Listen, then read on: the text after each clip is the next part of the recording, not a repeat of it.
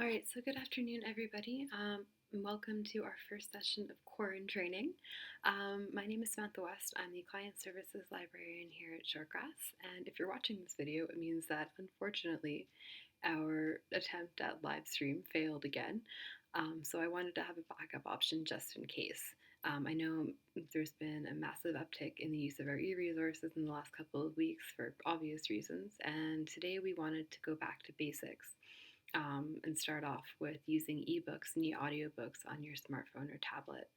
Um, our biggest ebook collection is on Overdrive, and it can be accessed using the Libby app.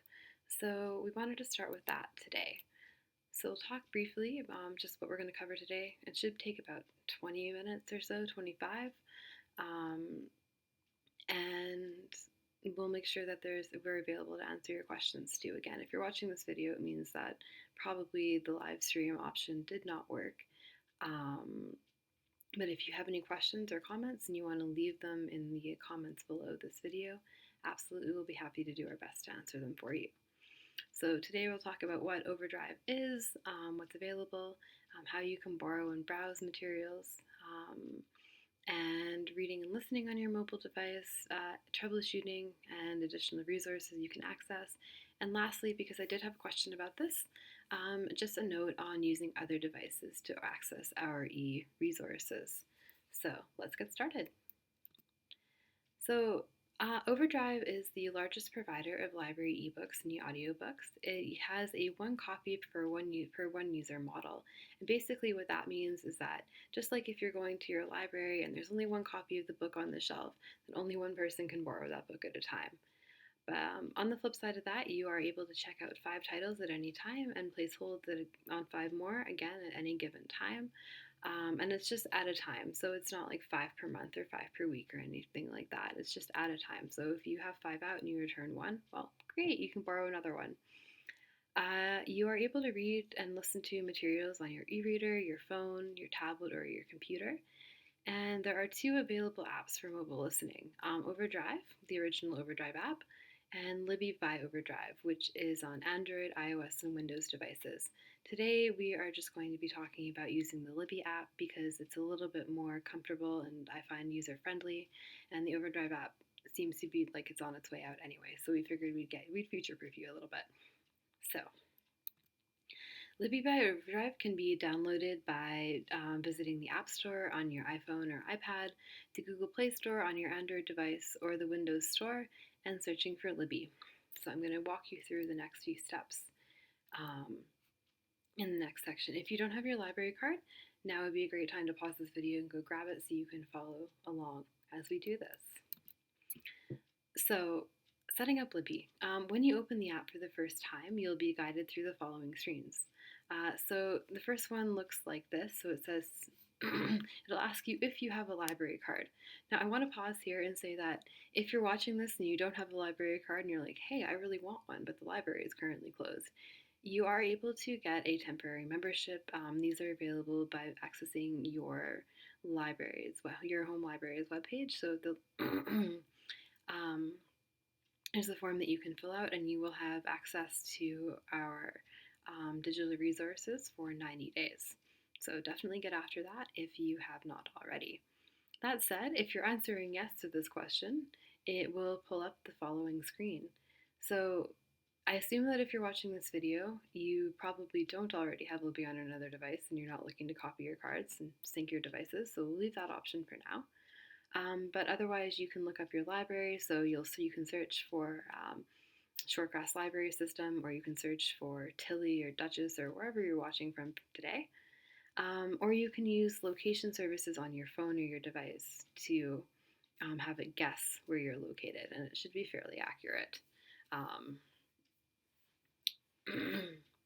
So, yeah. Once you've located your library, you'll be asked to enter your card number and PIN. If you don't know your PIN, contact your home library. That said, I would probably start with either the last 4 digits of whatever phone number you used when you signed up for your card. It could also be your birth year, are fairly frequent options. So I'll ask for your card number here, card number and PIN, and then you will be good to go. Once it has your details, you're in, and it looks like this. This is on iOS. It might look slightly different on your Android or Windows devices. I'm not totally sure. And I just wanted to point out a couple of things. So up here is a search for a book, and we're going to get started with that in just a second here. There's also this menu down here where it says library, this little guy here, and the shelf. So this library menu here is where we're going to get started, and this is basically the same as going and visiting your library. So that's just the distinction I like to make. So the library is materials that are available for borrowing and browsing, and the shelf is where you would go and look at materials and use materials that you've already had borrowed. So easy way to think about that.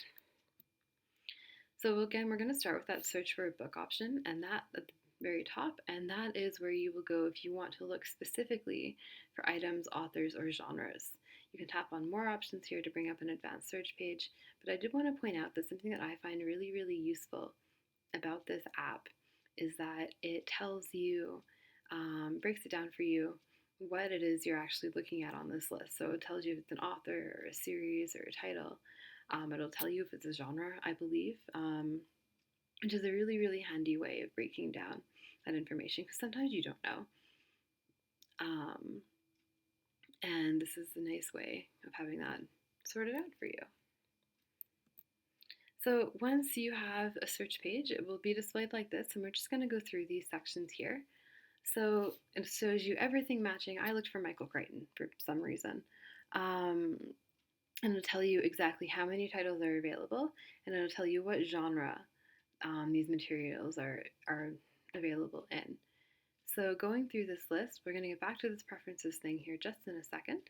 But if you see this, you'll just scroll down. It'll show you all the materials that are currently available. You can either tap on the book cover, you can tap on the title of the book here to learn more about that item. I have mine set so that it only shows you materials that are currently available. So this says borrow. If it was not available for immediate checkout, it would just say place a hold. So you would tap place a hold to place a hold on it. There's the option available to read a sample of a book before you borrow it if you want to preview it. And then there's this tag thing here, which I will get back to in just a second. So you're able to refine your results too, and this is really handy if it's, you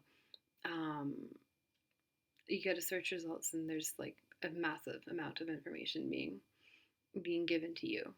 So tapping on one of these listed genres here will only show you the titles in this category, which is handy.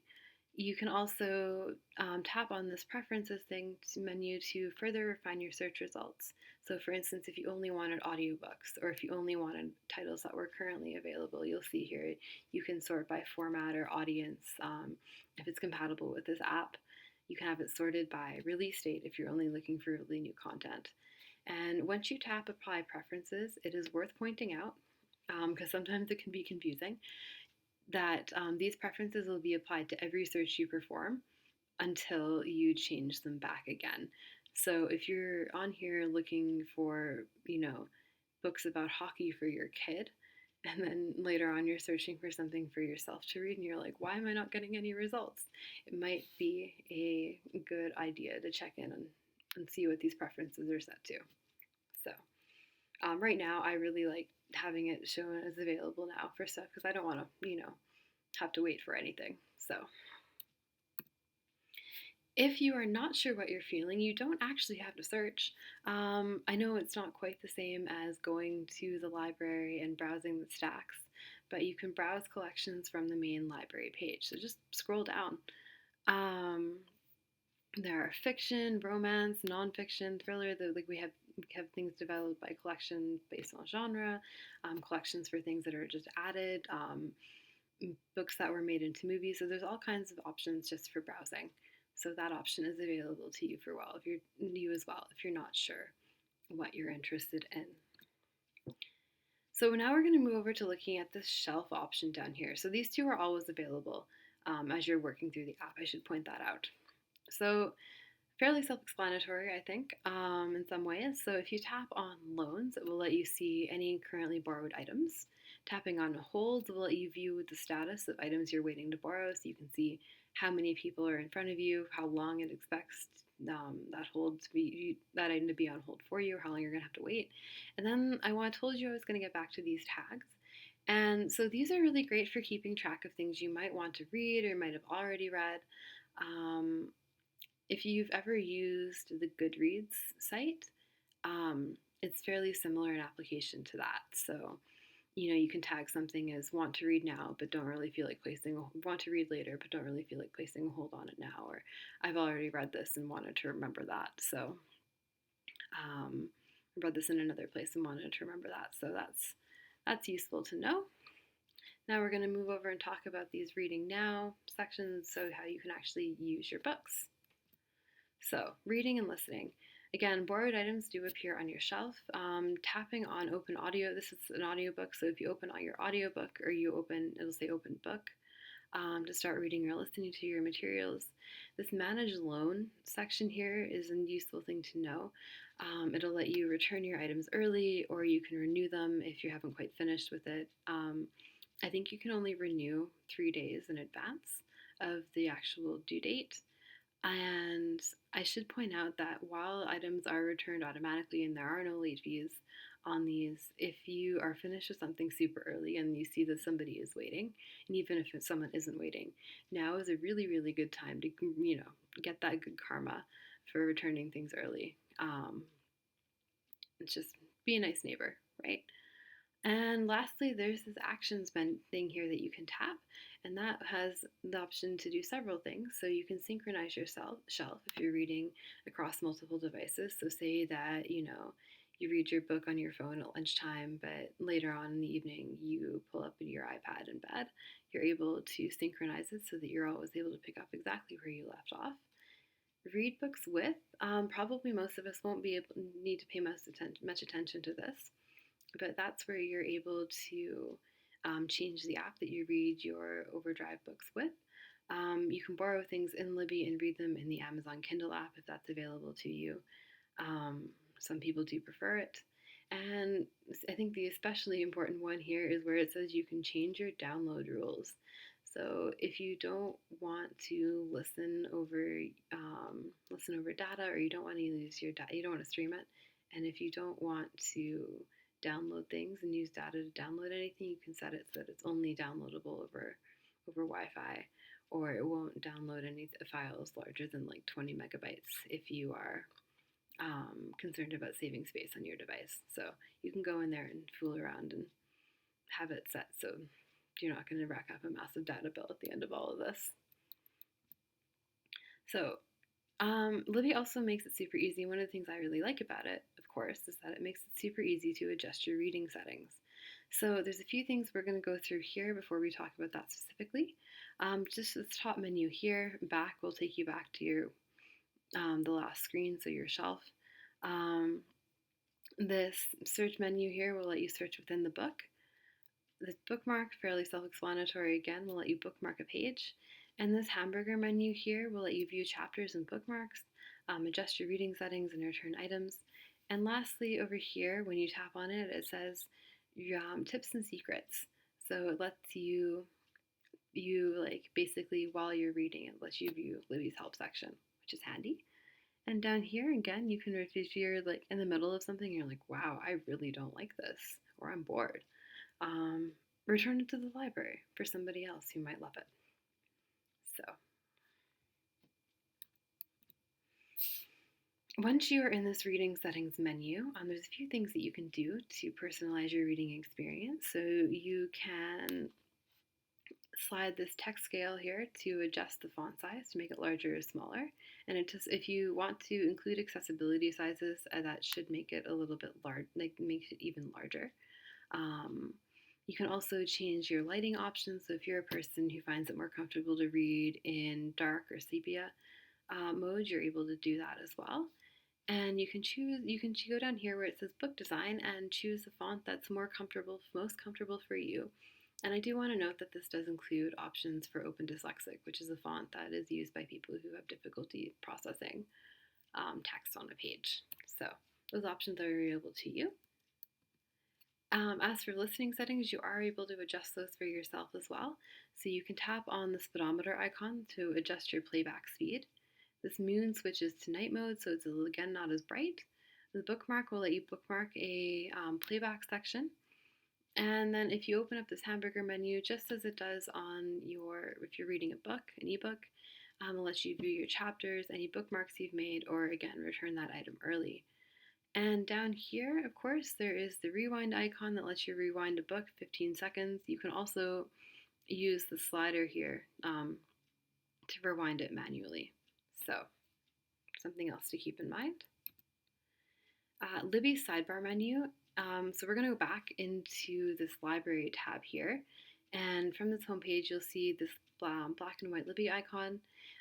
This is what you want to pull up if you want to change any of your preferences, switch your libraries or switch cards, and access the help and troubleshooting resources for Libby. So again, when you tap on this, it looks like this. It shows, so for me here, I was at Shortgrass Library System. I have one card linked to this device and to the app. You are able to add multiple cards. So for instance, if your kids share an iPad but have their own library cards, you can have that set up so that they're both able to browse their own collection and they're not, taking up valuable space on each other's cards. Or if you share a card with your partner, you're able to do that. Or you share a device with your partner, you're able to do that as well.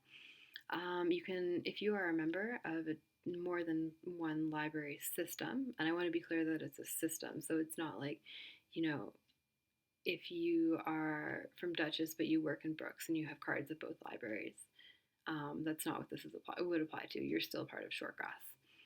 So, and lastly, you're able to access the help and support section.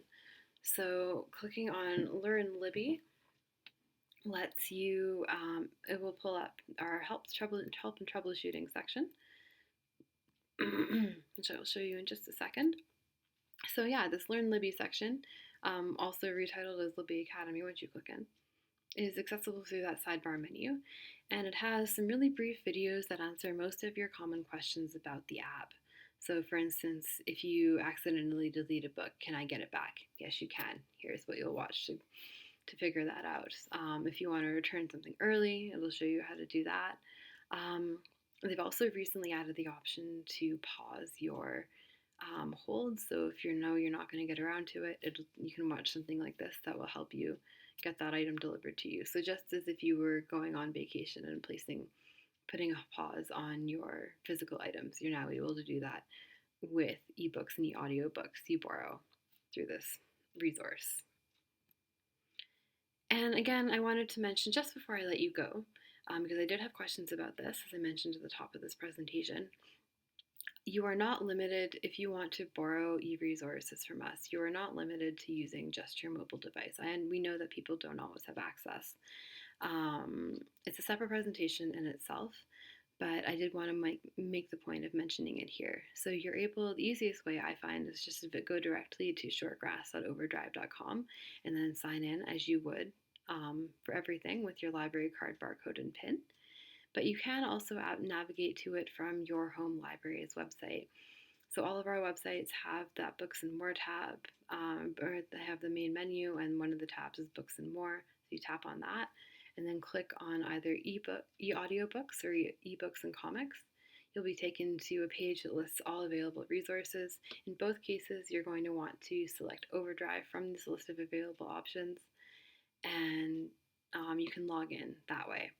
Materials can be read or listened to in browser or downloaded to another device like your Kobo, or if you use an iPod Shuffle, you can do that as well. I will say that we won't be talking about how to actually make that transfer today or go through any of this because I find that it is basically another session in itself. That said, if it's something that you're interested in seeing, we can definitely make it happen, so just let us know. So with that, we are basically finished. Again, if you're watching this video, it's probably because our live stream did not work again. But if you have any questions or need some help, definitely feel free to leave a comment below or shoot us a message, and we will do our best to help you. So thanks so much for turning in.